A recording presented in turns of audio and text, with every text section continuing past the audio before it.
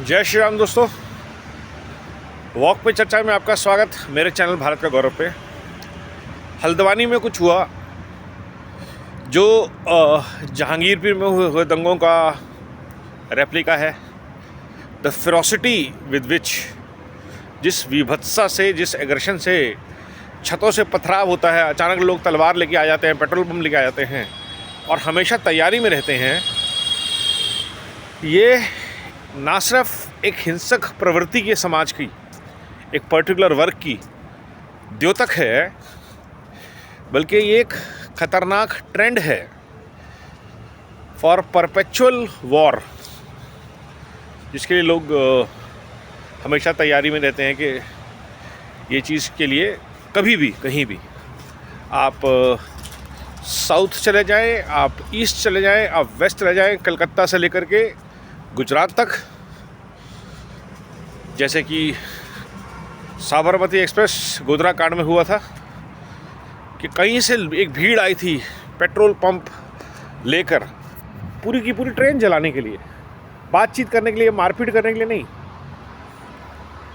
Disproportionate violence का जवाब सिर्फ डिसप्रपोर्शनेट एक्शन हो सकता है, strong action. And everybody needs to stand together against such kind of violence, against encroachment, against illegal occupation of public spaces. And you will always find only one community doing that.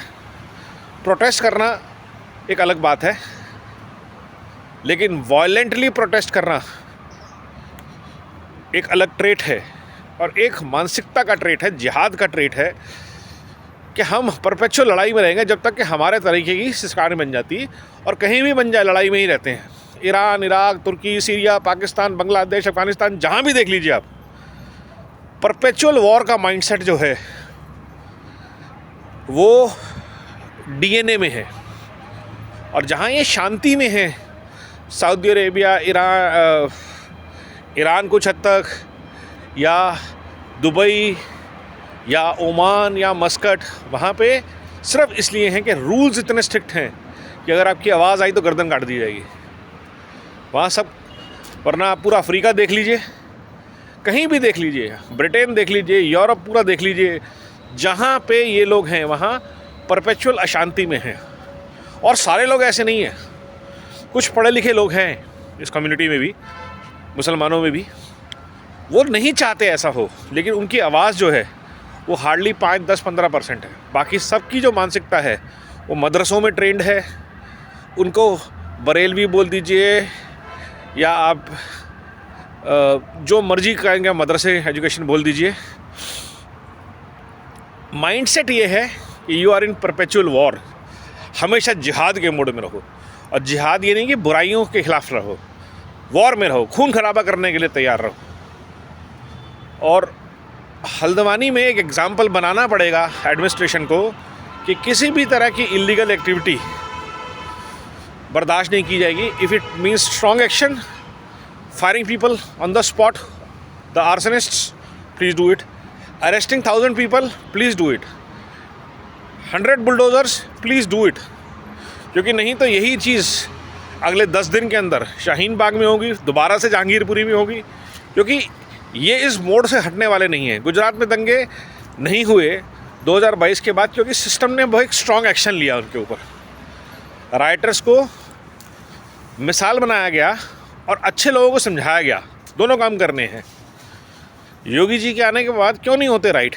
क्योंकि incentive नहीं है, आपको नेतागिरी नहीं मिलेगी, आपको promote नहीं किया जाएगा as voice of the community, आपको इलेक्शन का टिकट नहीं मिलेगा, आपको टेंडर नहीं मिलेगा। तो कोई भी फाइनेंशियल या पावर का इंसेंटिव पॉलिटिशियंस या धर्म से अगर विड्रॉ कर लिया जाता है तो शांति हो जाती है अराजक तत्वों के पॉइंट ऑफ व्यू से। क्योंकि उनको पता है अगर पकड़े गए तो घर बार जाएगा, जो इज्जत पैसा कमाया है सब जाएगा, और गोली पड़ सकती है 100 अलग।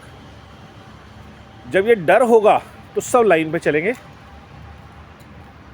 हेमंत बिश्व शर्मा जी ने करके दिखाया है, और ये सीखना पड़ेगा पूरे देश के एडमिनिस्ट्रेटर्स को, पुलिस सिस्टम्स को।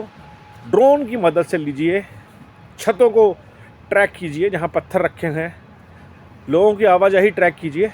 Late that be a police state. Kashmir में करके दिखाया है और ये करना ही पड़ेगा। There is no other way, there is no democratic way. Democracy ऐसे लोगों के डीएनए में नहीं होती। डेमोक्रेसी उसके लिए जो रूल फॉलो करता है। जो बाइक पे 8 बच्चे बिठा के चल रहा है, उसके लिए क्या डेमोक्रेसी और क्या रूल ऑफ लॉ है? वो मजबूरी है उनकी, वो बोलते रहेंगे। पहले आप 10-10 बच्चे पैदा करके इस हालत में आ जाओ कि रहने की जगह नहीं है, फिर इलीगली जगहों को ऑक्यूपाई करना शुरू कर दो। हाईवेज़ को, रेलवेज़ को, ट्रैक्स के आसपास जहाँ नदी है उसके खिलाफ देख लीजिए, आप पूरे किसी भी शहर में देख लीजिए, यही मॉडल है। तो सिस्टम को एक बहुत स्ट्रॉन्ग एक्शन लेना पड़ेगा इन चीज़ों के खिलाफ।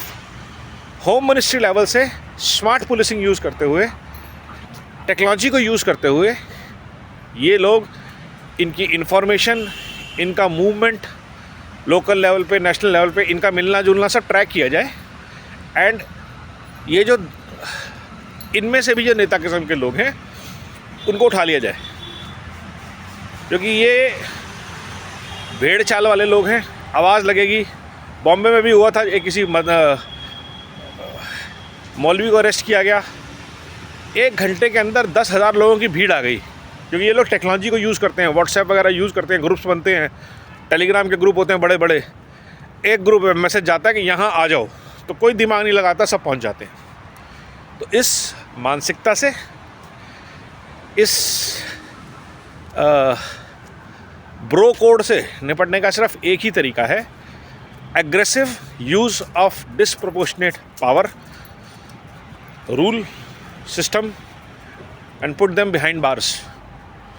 क्योंकि 10% लोगों के लिए 90% लोगों की शांति भंग नहीं की जा सकती। People who pay taxes, people who live peacefully, people who follow law, people who love to live in good environment, want to work for the nation, cannot be held ransom by such anarchist Lal Jihad networks anywhere in the country for any cause, for that reason. Namo Bharat, Vande Bharat, Vande Mataram.